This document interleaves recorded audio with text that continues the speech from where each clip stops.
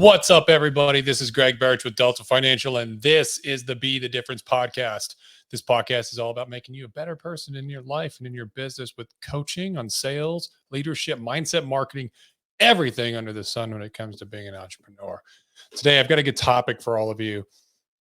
I want to talk to you about discipline and how to increase your discipline because what my experience has been and what I've learned over the years is that discipline is one of the most important things that you can work on in order to be a successful entrepreneur, no matter what industry that you're in, whether it's in sales and leadership. It all centers around discipline and being able to do the actions that you need to do on a daily basis. That's keeping the promises that you make to yourself. Now, this podcast is going to be about when you're disciplined, discipline is challenged because all of us have those days when our discipline is tested, when we wake up and we don't want to do the things that we're supposed to do, when we decide that, I'm going to stay in bed and binge Netflix instead of get work done. And instead of getting a win for the day, we get a loss for the day. Those are called test days. And test days happen depending upon who you are and where you are in your discipline. Test days may happen frequently or they may happen sporadically. And what I found in my journey to work on my discipline and become the best version of myself in order to increase my potential, what I found is that my test days are fewer and farther between each other. That I've opened up more space and time to really get after it before I'm tested. Now, my test days are still difficult. They don't go away. I don't care how successful you get or how disciplined you become. You still have days where your mindset is tested. Now, I had one the other day. It was Sunday. It was actually Saturday night. I threw my back out. And I have a bad back from when I was in the deployment in Iraq. I injured myself. And ever since then, I can just bend over the wrong way, tweak my back, and now it's thrown out for a couple days. Now, side note, if this happens to you, if you have a bad back or bad lower back, two ways that you can get over. One is get an inversion table. You can get it for like $199 from Amazon. But what it does is it hangs you upside down by your ankles, and that relieves the pressure of the muscles in your lower back because it stretches them out so much when you hang upside down. I have an inversion table in my garage. So I hung upside down on Sunday morning, but it's not an immediate, doesn't like immediately take it away. It just significantly reduces the time that I'm out of commission. So Sunday, I woke up, I could barely move. I went and got to the inversion table. I hung upside down. It still kind of hurt, but I put on a brace as well. And I thought to myself, I'm not going to go to the gym right now because there's other things I want to do. I'm just going to do some work first. But I still have to, I'm on 75 hard. I still have to do 2 workouts a day every single day in order to maintain my discipline. This is what I do in order to maintain my discipline.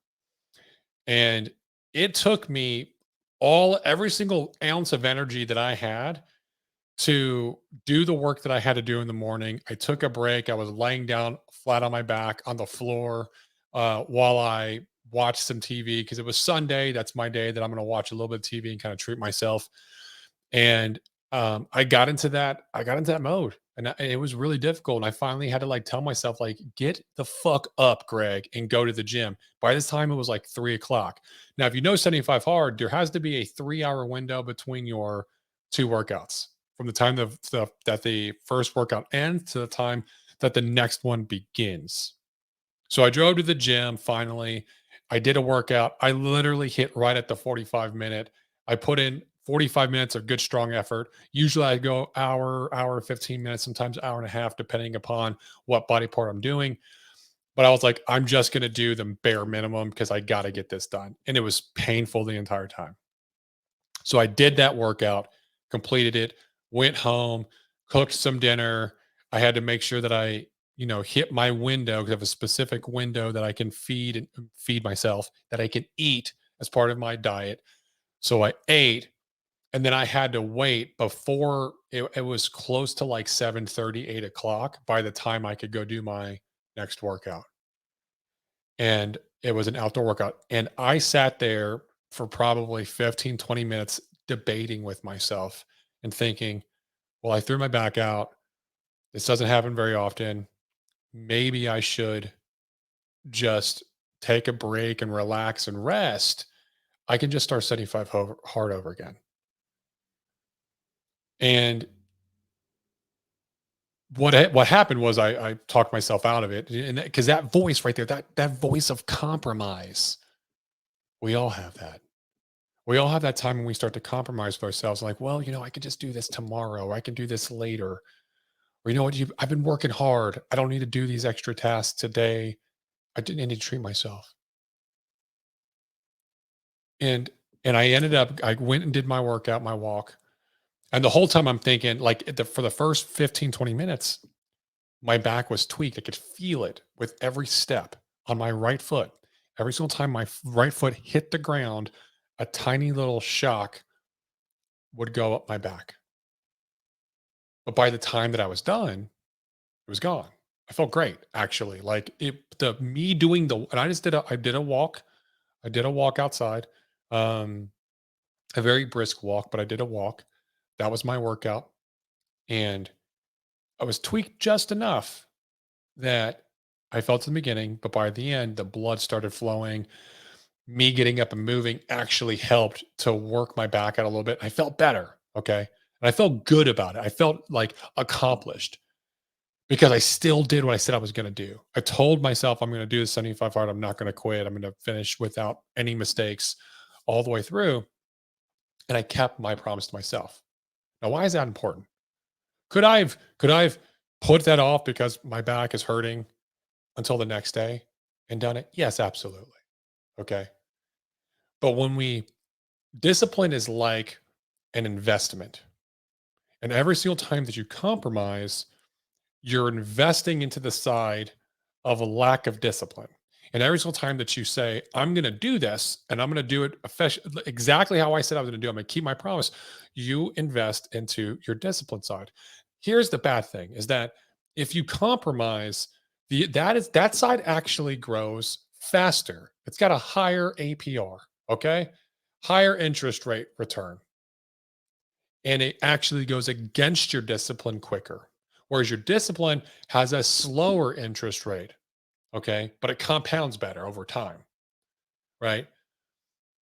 And so what I was doing was this was more for my mental side. This was more for me just accepting the situation, no matter what. These were the circumstances of my life. This was what my life was happening at this moment in time.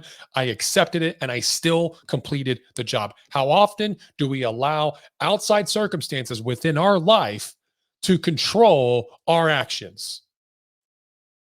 My girlfriend broke up with me. Control, well, I can't get to work. I'm so sad. I'm going to eat as much as I can because I'm depressed.